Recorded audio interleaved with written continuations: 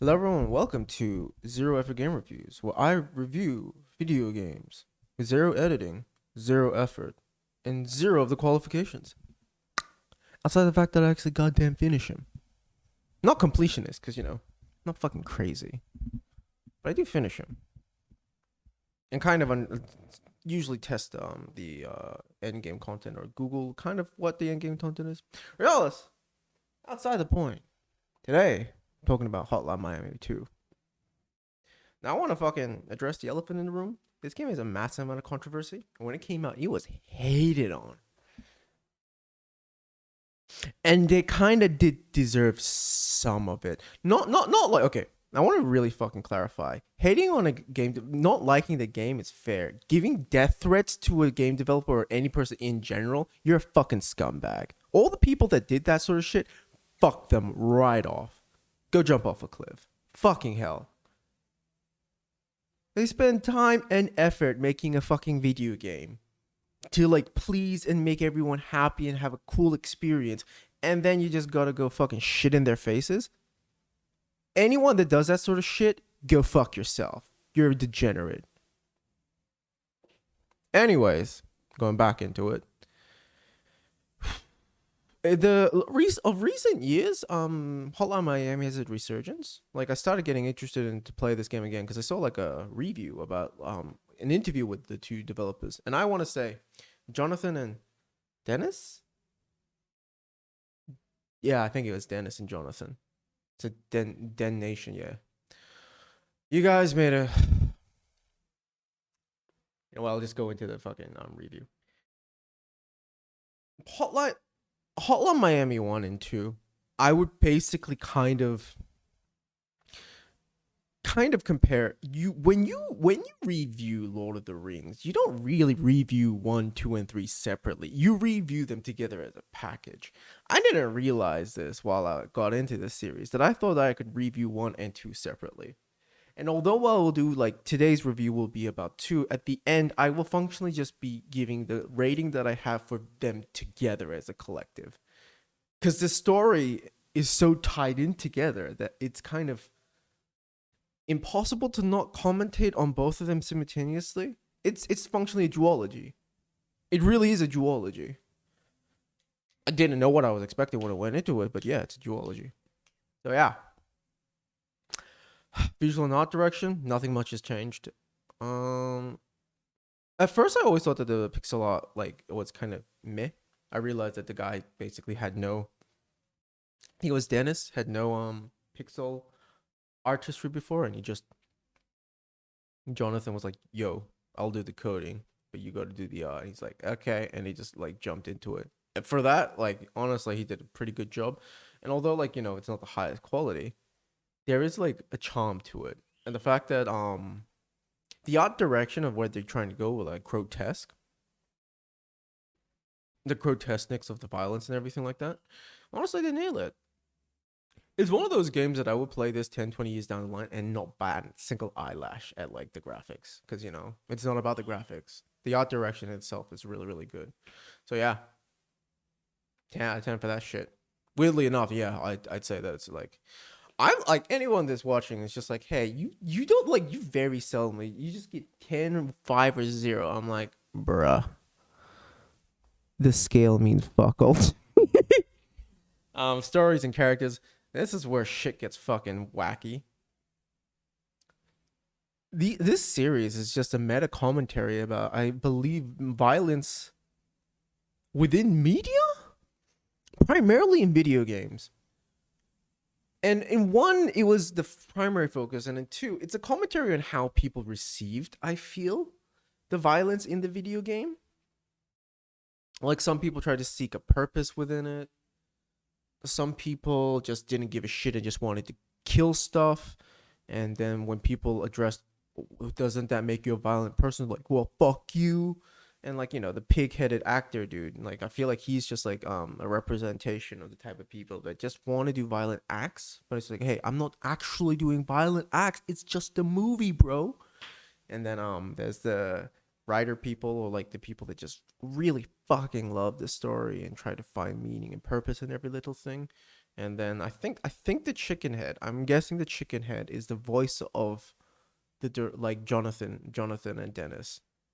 I have a strong feeling the chicken man is them. They'd be like, bro, just don't look into it too deep. There is no meaning, and everyone's like, no, there isn't. Like, I wrote it. And you fucking whatever. The fans.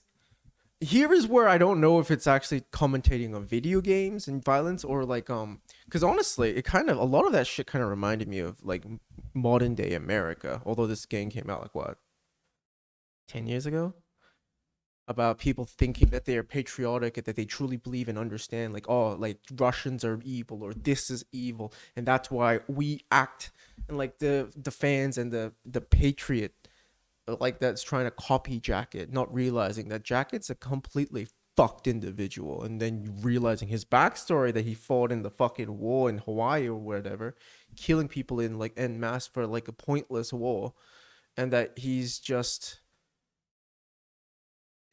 a broken man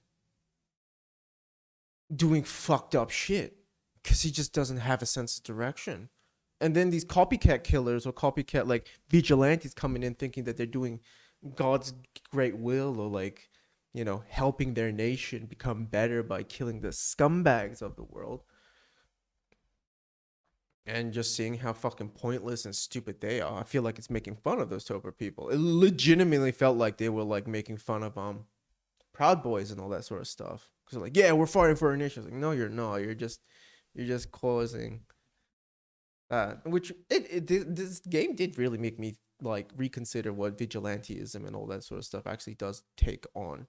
Because it's always kind of glorified, especially with like modern day superhero movies. But this one really did kind of like portray it in a different light, where nah, they're just monsters. And a lot of people that don this vigilante mask, like, because you like for me, vigilante usually is associated with Batman and Deadpool and all these sort of things. They're flawed, but they still get the job done, right? It's like no. A lot of vigilantes actually in real life are just criminals.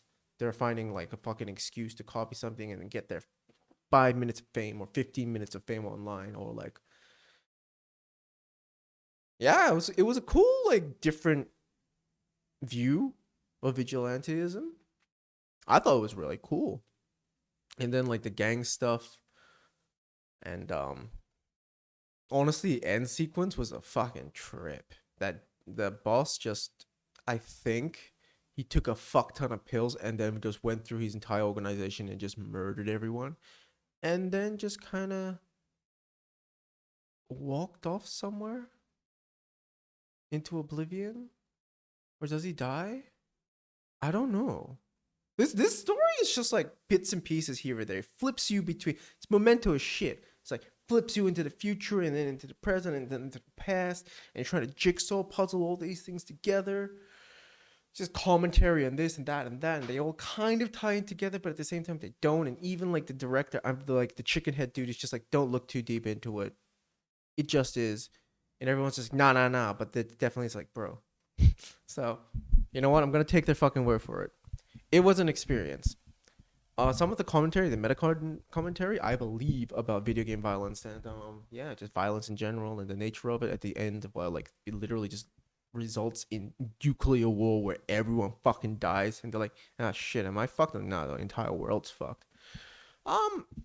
It felt to some degree a little bit cheap, but the way that they kind of set up the story, it's also kind of natural progression. So I don't necessarily hold it against them either. Yeah, it's pretty good. I really like the story. Gameplay. Actually, before that, music and sound design, everything's the same, except they fucking amped up the music. I will say the songs that like were meh-er, but the songs that were good were way fucking better. But I'd like personally, I just combined these two soundtracks together. They were fucking good. I always heard one, and I always loved one, and I never bothered to like listen to the soundtrack of two, because I just didn't think about it. Dude, two soundtrack is fucking slap. Some of those moments, especially when you're playing the fans, and that fucking sound kicks in. Oh, that shit is juicy. fucking great. All right. Now, gameplay breakdown. Most of my critique from the first game continues on here, but there were a few gameplay changes. One, they amped the fucking difficulty up. But I actually kind of had an easier time with this game than one, primarily because I think I got used to like the gameplay a little bit in one. So by the time I reached two, I was like, yeah, I got this. I get it. And it's still fucking hard. Holy shit. There was like a meme on the reviews, just like, yeah, this game gave me PTSD whenever I see a glass window. I'm like, fuck, I feel that. Walking through, just immediately get like 360 no scope through a fucking window across the fucking screen. You're like, what?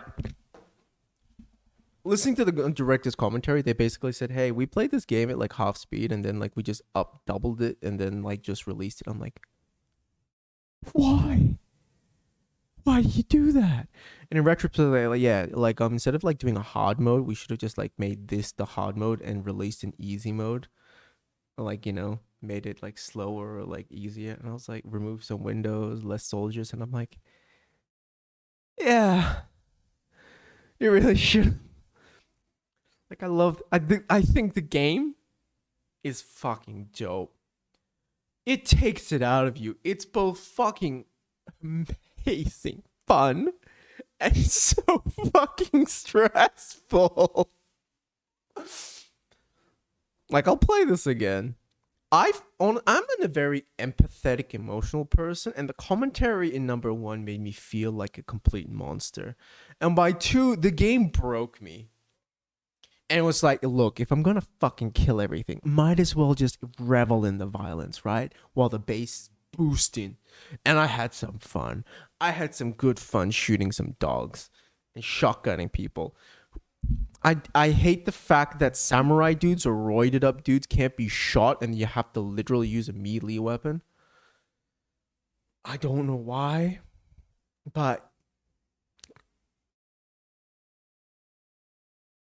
yeah, I like it's one of those things where like, I can kind of see why they did it. It like gives a little bit of variety and like a different approach to it. And I vaguely remember the commentaries they want the people to approach this more like a puzzle than just boom boom boom boom, which is the reason why that I think that's the reason why they took out the masks. Although I like from listening to the commentary in one, the masks were slap on afterwards, and that's why they tailored the levels a lot more to the individualistic characters. So like.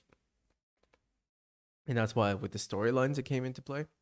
A lot of people hated this game because you didn't have the masks. And they felt that it shoe-lined you into a certain playstyle. And I kind of do agree with that. I do feel like once you beat the game, if you unlock the free play mode where you could just play any character, because honestly, fucking Bear Dude or Gang Boss Dude with like was some of them are so fucking fun. Just doing this shit and twirling around like you always kind of want to watching this gangster movie. So after watching Matrix, that shit was hella fucking fun. I loved it. Those missions were like some of my favorites. Well, that one where the guy had like their like chainsaw. Like I just want to do some of those levels with some of those weapons. Because that shit was dope. The duel? Huh. Actually, I'm just babbling on about random shit. And at this stage, I probably should do a retake, but nah, fuck it. I'm just going with it. Gameplay was hella fucking fun. It was hella fucking brutal. I do think that legitimately, a lot of people hating on this game and prefer 1 over 2. I do get it. I really do get it. I do feel like the an additional free play aspect to it after you finish the game would have been amazing. But from what I noticed, there wasn't one. So, yeah. But the gameplay was still fun. But stressful. Fucking stressful. But some of the weapon likes that they brought in, like the sniper, chainsaw, like dual guns where you could do this shit. It's crocodilos. So, okay. I'd say this game, I want to give it a masterpiece, but you know, the game difficulty being what it fucking is, basically is borderline unplayable unless you just want to stress the living shit out of you or you're just like a top tier gamer. I am neither. I just wanted to review this game because I just want to review games.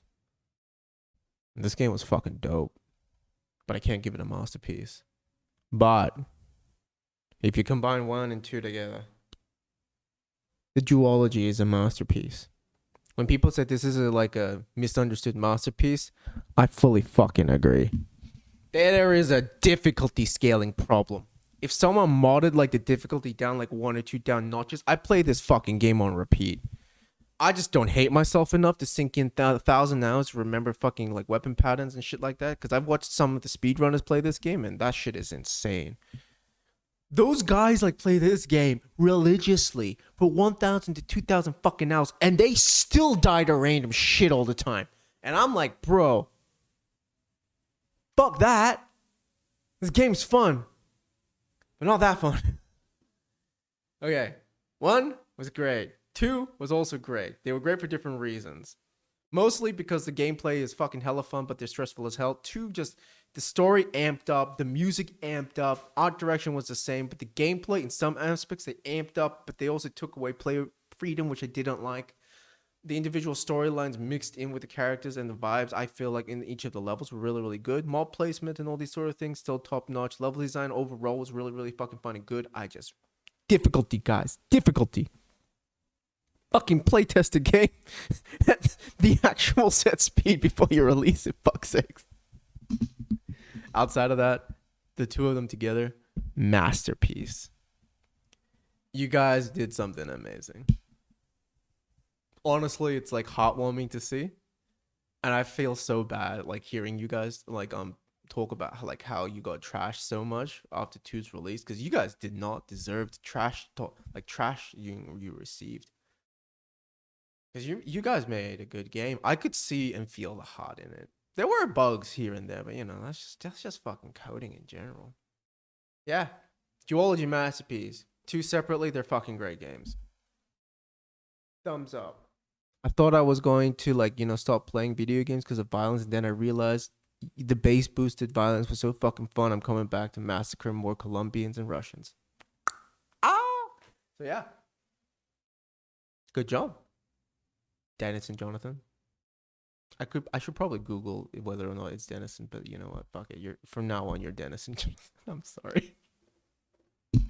Anyways, that was my review for Hotline Miami 2. Fun game. Brutal as fuck. But fun game. I'll probably play 1 more. And occasionally I'll play 1 twice and then 2 once. That's probably realistically what's going to go on. But yeah. Thanks for watching. Peace.